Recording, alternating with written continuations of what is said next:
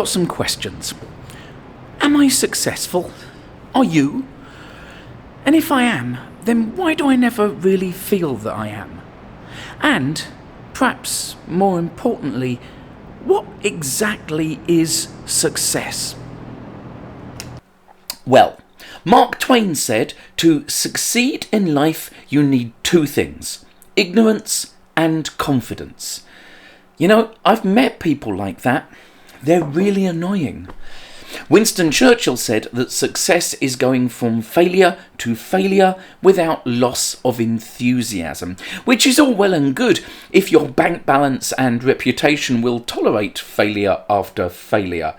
Much harder to do if you don't have that level of privilege, if your rent money depends on success. So, is success about money? Here's another quote. What is money? A man is a success if he gets up in the morning and gets to bed at night, and in between he does what he wants to do. That one's from Bob Dylan, whose current net worth stands at around $375 million, and whose advice apparently applies only to men. I think this might all be a bit of a con. It feels like instead of spending much time considering exactly what success would look like, we're too busy chasing it. And when you're chasing something but you don't know quite what it looks like, it's hard to know if you've caught it or not, or even if you're moving in the right direction. There's a whole industry of self-help books, motivational seminars, productivity techniques, all built on the idea of keeping you pushing forwards. And the unspoken insult underpinning a lot of them is, well, you wouldn't be here if you felt successful, so you must be the other thing. But it's okay, we can cure that. Wouldn't it be a better use of your time and energy to really ponder what success in life would be for you?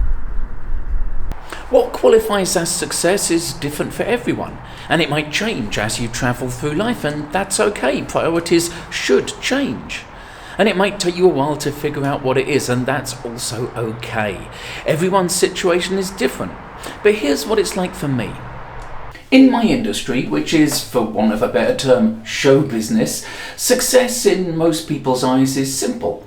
It's fame. But for those of us on the inside, it's not quite that simple. For a start, I'm a variety performer.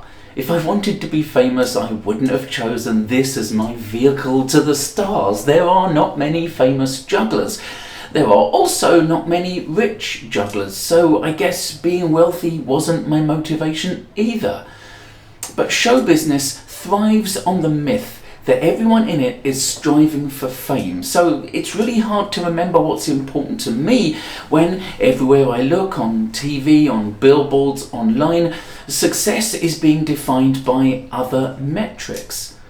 And of course, for a lot of people, fame and money are the motivating forces, and that's fine, but it's not true for everyone. And when a large part of the world assumes that you want to be famous and rich, but you're not, then it's easy to be tricked into thinking that you've failed. So, what's the solution? Well, I think the solution is pretty simple. Never forget why you're doing what you do. Listen, it's hard to start doing something, to generate momentum from standing still. If you did that with your art form, your work, your passion, whatever, then you must have had a really good, really motivating reason to do it. Never lose sight of that. Never lose sight of what made you start. For me, it was to learn things, make things, show people, and hopefully entertain them. I wanted to be able to have an idea, work hard to make it real, and then see if people liked it. It was that simple when I was a teenager, and it's the exact same deal now. I'm not famous, I'm not rich, but over the years enough people have liked what I make that I can keep making new things. That's all I ever wanted. So, with that in mind, let's find some better quotes. Albert Schweitzer: success is not the key to happiness, happiness is the key to success. Albert Einstein: strive not to be a success, but rather to be of value. I like those better. When I was a kid, I was obsessed with the graffiti writers of New York City. Still am, if I'm honest. They weren't in it for the money because there wasn't any money. They weren't in it for international fame because outside of their own communities they were largely seen as criminals.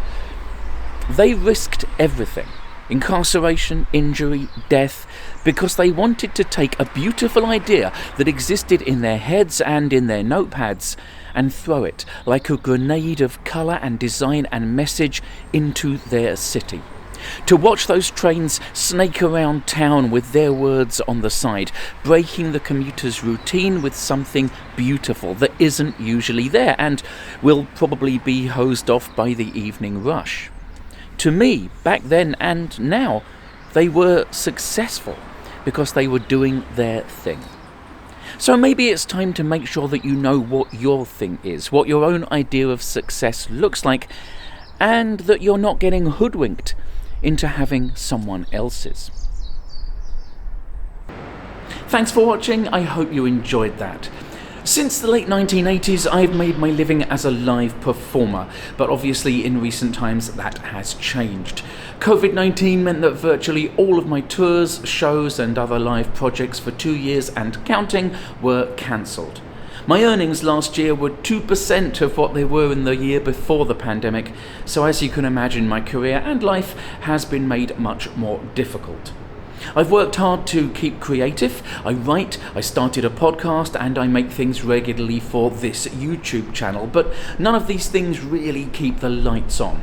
So all I ask is that if you enjoy any of the things that I make, or if you might have bought a ticket to one of my shows, then maybe consider supporting my work on Patreon.